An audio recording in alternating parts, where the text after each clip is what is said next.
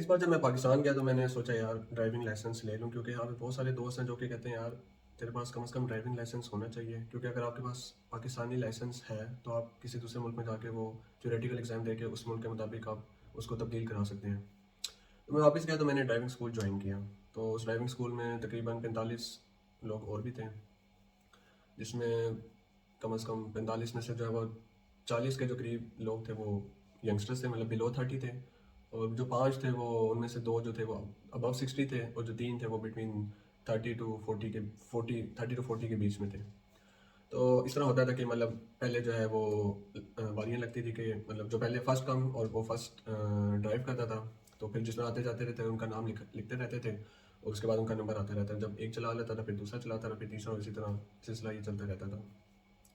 तो जब एक चला रहा होता था तो बाकी खड़े होते थे तो बातचीत कर रहे होते थे कि यार मतलब तुम क्यों ड्राइविंग सीख रहे हो, और ये और वो। तो ज़्यादातर लड़के यही बात कर रहे होते थे कि यार ड्राइविंग इसलिए सीखने था कि एक तो लाइसेंस आ जाए।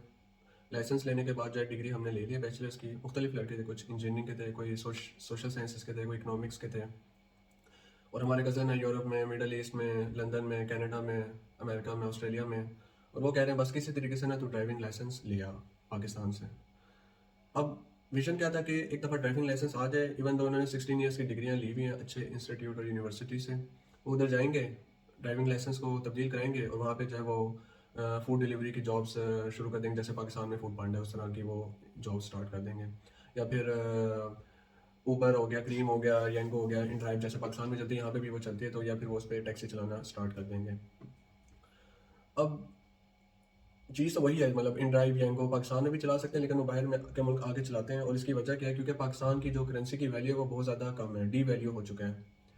अब वो करते क्या, यहाँ आते हैं वो लेट्स सपोज 22-23 में जब वो ग्रेजुएट कर देते हैं, पहली बात है जॉब नहीं मिलती। अगर जॉब मिल जाएगी तो शुरू में तो आपको कहेंगे इंटर्नशिप है, फर्स्ट ईयर, फर्स्ट 6 मंथ्स या फर्स्ट 1 ईयर। अगर इंटर्नशिप नहीं भी है तो वो आपको 30,000, या बहुत ही हुआ अगर आप बहुत ही ब्रिलियंट स्टूडेंट हैं या बहुत ही अच्छी कंपनी में आपको चांस मिल गया तो 60,000 आपको मैक्सिमम मिल रहा होगा, मतलब स्टार्टिंग की बात कर रहा हूँ। तो वो सोचते हैं यार 30,000 में जॉब करें 2 साल तक, ये तो मतलब हैंड टू माउथ वाला सीन है। तो बेहतर ये है कि बाहर के मुल्क मूव करते हैं, वहाँ जाके ऊबर चला लेंगे, टैक्सी, या फिर फूड डिलीवरियाँ कर लेंगे, या KFC मैकडोनल्ड्स में जो है वो और जॉब्स कर लेंगे। और एक ही कमरे में जहाँ पे 3-3 4-4 लड़के जो होते हैं वो सो रहे होते हैं, वहीं पे वो मतलब कंजूसी वगैरह करके जो है गुजारा करके ये टाइम 4-5 साल निकालते हैं। अब होता क्या है कि वो पैसे तो वो मतलब कमा रहे होते हैं, लेकिन वो कंजूसी में वक्त गुजार रहे होते हैं, और इसको जो है ना वो जो जो पैसा मिलता है उसको वो सेव कर रहे होते हैं। अब जो वो पैसा सेव करते हैं जब वो उसको कन्वर्ट करते हैं, मतलब लेट्स सपोज पाउंड को, डॉलर को, या यूरो को, या फिर मिडल ईस्ट में अगर सऊदी या दुबई में अगर उसको वो कन्वर्ट जब पाकिस्तानी रुपये में करते हैं तो वो पैसा बहुत ज़्यादा बन जाता है, लाखों में बन जाता है। डिपेंड करता है किस कंट्री में आप।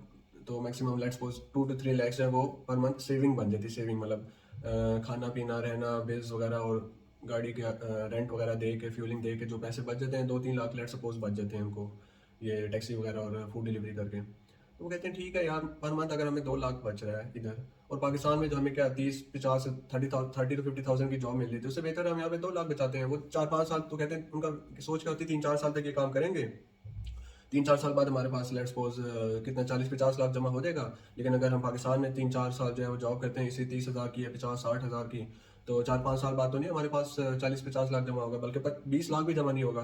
तो वो कहते हैं ठीक है भाई, जब करेंसी डी वैल्यू होगी इस चीज़ से फ़ायदा उठाओ, बाहर के मतलब मूव करो, इजी मतलब पैसा कमाओ। और मतलब यंग हो तो यंग में बंदा थोड़ा एनर्जेटिक ज़्यादा होता है, वो काम ज़्यादा कर लेता है, ज़्यादा देर टैक्सी वगैरह चला लेता है, 12-13-14 घंटे वो चला लेता है। फैमिली होती नहीं है, ना बीवी ना बच्चे, तो वो ज़्यादा पैसा सेव कर लेता है। उसके बाद जब वो पाकिस्तान आता है 3-4 साल बाद जो है वो फिर उसके बाद वो चौधरी बना होता है कि भाई मेरे अकाउंट में तो 50-60 लाख है इस छोटी सी उम्र में।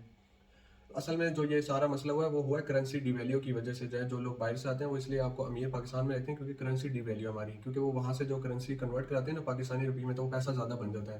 लेकिन अगर आप बाहर आके देखें तो उनकी जो हालत होती है बहुत ही रहम खाने के काबिल होती है, क्योंकि इंतहाई वो मुफलिसी की ज़िंदगी गुजार रहे होते हैं। तो अगर आज यूएस मिसाल के तौर पर डॉलर की कीमत आधी हो जाए, जो कि वैसे तो होनी नहीं है, लेकिन वैसे एक मिसाल दे रहा हूँ आपको समझाने के लिए, तो आप देखें कि कोई जो मेजोरिटी यंगस्टर्स हैं जो बाहर जा रहे हैं, या फिर दूसरे मतलब फैमिली वाले लोग बाहर जा रहे हैं, वो बाहर जाना छोड़ देंगे, क्योंकि फिर उनकी सेविंग्स बाहर जाके मतलब ऊपर जो भी जॉब्स कर रहे हैं वो करने के बाद जो उनको सेविंग होगी, वो उनकी सेविंग और जो पाकिस्तान में जॉब कर रहे हैं उसकी सेविंग ऑलमोस्ट बराबर ही हो जाएगी। तो वो कहेंगे हमें क्या ज़रूरत है सब सेक्रीफाइस करने की, उधर जाके जो है वो मेहनत भी करें और उसके बाद फिर जो है सेविंग भी इतनी ना हो।